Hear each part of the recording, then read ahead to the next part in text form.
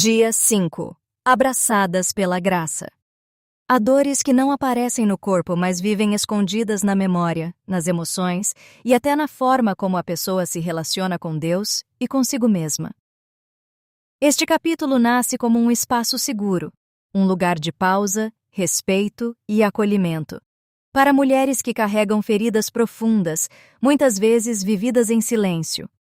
Antes de qualquer explicação, é importante afirmar com clareza: você é vista por Deus, sua dor é real e sua história importa.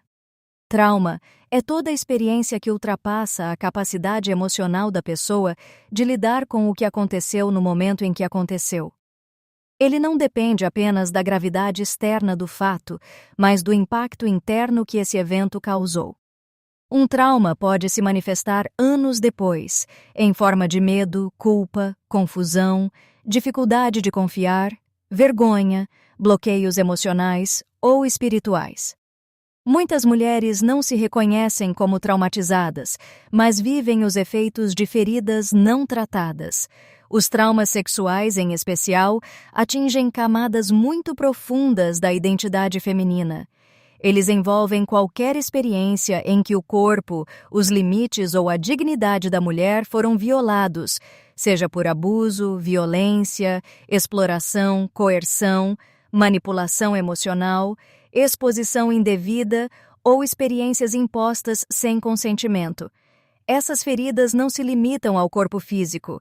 Elas afetam a forma como a mulher se vê, como percebe a intimidade, como entende o amor e, muitas vezes, como se relaciona com o próprio Deus.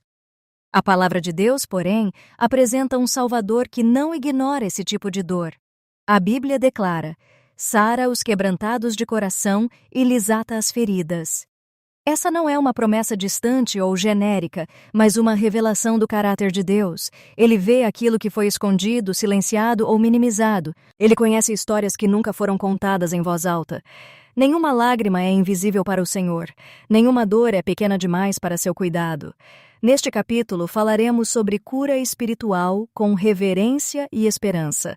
Não como quem apressa processos, nem como quem espiritualiza a dor, mas como quem crê em um Deus que caminha junto, respeita o tempo da alma e restaura com ternura. A graça de Deus não força, não expõe e não machuca novamente. Ela envolve, sustenta e cura no ritmo do amor divino. É importante afirmar, à luz das Escrituras, que a culpa jamais pertence à vítima. O pecado da violência sexual recai exclusivamente sobre aquele que a praticou. Ellen White declara que Deus é justo e que ele nunca condena o inocente. Muitas mulheres, contudo, foram levadas a carregar vergonha indevida, como se fossem responsáveis pelo mal que sofreram. Abraçadas pela graça, só Ele cura os quebrantados de coração e lhes sara as feridas. A Bíblia também registra histórias profundamente dolorosas que revelam até onde o pecado humano pode chegar quando o coração se afasta de Deus. Um desses relatos é o da concubina em Juízes 19, uma mulher violentada brutalmente e deixada sem proteção, em um contexto de completa falência moral, espiritual e social. O texto bíblico não apresenta essa história para justificar a violência, mas para expor a gravidade de uma sociedade que perdeu o temor do Senhor. O silêncio em torno do nome dessa mulher revela, de forma ainda mais dolorosa, quantas vítimas tiveram sua dignidade ignorada e sua voz apagada. Deus permitiu que esse relato fosse preservado nas Escrituras não para normalizar o abuso, mas para denunciá-lo como fruto extremo da ausência de justiça, amor e responsabilidade espiritual. Em 2 Samuel, capítulo 13, encontramos um outro relato mostrando que Deus não esconde a realidade dura do pecado humano. A história de Tamar, uma jovem que sofreu violência sexual dentro do próprio contexto familiar. Tamar foi enganada, violentada e depois rejeitada. O texto bíblico descreve sua dor de forma honesta. Tamar tomou cinza sobre a cabeça, rasgou a túnica talar que trazia e, pondo as mãos sobre a cabeça, foi-se andando e clamando. A história de Tamar revela verdades importantes. Primeiro, a violência sexual é um pecado grave, condenado por Deus. Segundo, a culpa jamais pertence à vítima. Tamar não provocou, não consentiu, não mereceu o que sofreu. A injustiça foi cometida contra ela. Terceiro, o silêncio imposto à vítima aumenta o sofrimento. Infelizmente, Tamar foi aconselhada a calar-se, o que agravou sua dor. Embora o texto bíblico não registre uma restauração completa da história de Tamar nesta vida, sua experiência permanece nas Escrituras como testemunho de que Deus vê e registra a injustiça. Deus é um Deus de justiça e nenhuma opressão passará despercebida diante dele. A presença dessa narrativa na Bíblia também ensina que Deus não invalida a fé de quem sofreu traumas profundos. Diferente dos homens daquele tempo, Cristo veio para restaurar aquilo que foi quebrado. Onde houve abandono, ele oferece cuidado. Onde houve silêncio, ele escuta. Onde houve violência, ele traz justiça e cura. A história da concubina de Juízes também não termina em redenção visível, mas aponta para a necessidade urgente de um Redentor. E esse Redentor é Jesus. Nele, cada mulher ferida encontra aquilo que lhe foi negado: valor, proteção, dignidade e esperança. O Evangelho de Cristo rompe com essa mentira e oferece libertação da culpa e da autoacusação. Jesus demonstrou durante seu ministério terreno especial sensibilidade às mulheres feridas. Ele acolheu aquelas que haviam sido desprezadas, abusadas ou julgadas injustamente. Seu trato com a mulher samaritana, com a mulher apanhada em adultério e com tantas outras revela um Salvador que restaura a dignidade antes mesmo de tratar as feridas mais profundas. Cristo nunca expôs a dor para humilhar, mas para curar. À medida que essa verdade é compreendida, surge também um convite espiritual cheio de graça, permitir que Cristo carregue a dor que por tanto tempo foi sustentada sozinha. A vítima não é responsável pelo trauma, mas é chamada, quando se sente segura e amparada, a entregar esse sofrimento àquele que pode curar plenamente. Permanecer presa à dor não é sinal de fraqueza espiritual, mas Deus deseja libertar seus filhos do peso contínuo do sofrimento. Para algumas mulheres, esse processo envolve também aceitar o perdão divino por ter guardado a dor no coração por tantos anos, não por rebeldia, mas por medo, confusão, falta de apoio ou simplesmente por não saber como se abrir. O Senhor compreende cada etapa desse caminho. Nada pode impedir que recebamos o perdão, exceto a recusa em confessar e abandonar o pecado.